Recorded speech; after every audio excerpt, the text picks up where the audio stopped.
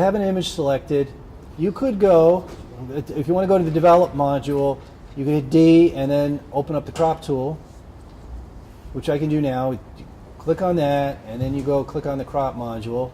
I usually do the shortcut, which is R, so from wherever you are in Lightroom, if you click on the R key, it will take you to the crop module, crop tool,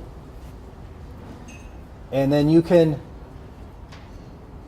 pick on a corner and pull it in or out. And right now it's moving proportionally because over on the right hand side here within the crop thing, you can see I have the lock icon on. If I unlock that, then they travel independent of each other, so I could just move it in and then down, or however I want it to do. If I want to put her face in the power third there, I could do that. And you hit either the enter key or the done down at the bottom right here, and that new crop takes effect. Where was the lock again? The lock is in the crop tool right over here. Ah, okay. Okay, so you can also go to some pre-selected ratios if you want, and that's a faster way to get to certain things. I'm going to reset, right down here, I'm going to reset my crop. And let's see, I had it here originally, I had it locked, and I just wanted to get rid of that bright spot in the top there.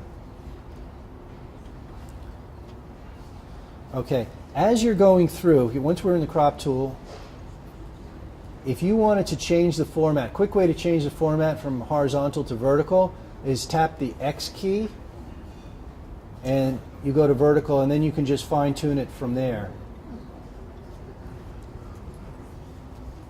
Hold on to the corner and then go in real small, and you'll get it that way. And then if you grab the image in the middle, you can drag it to where you want to get it.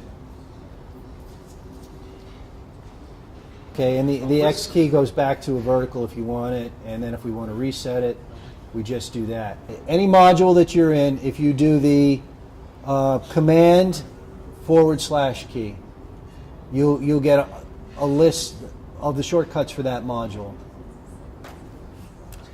Okay,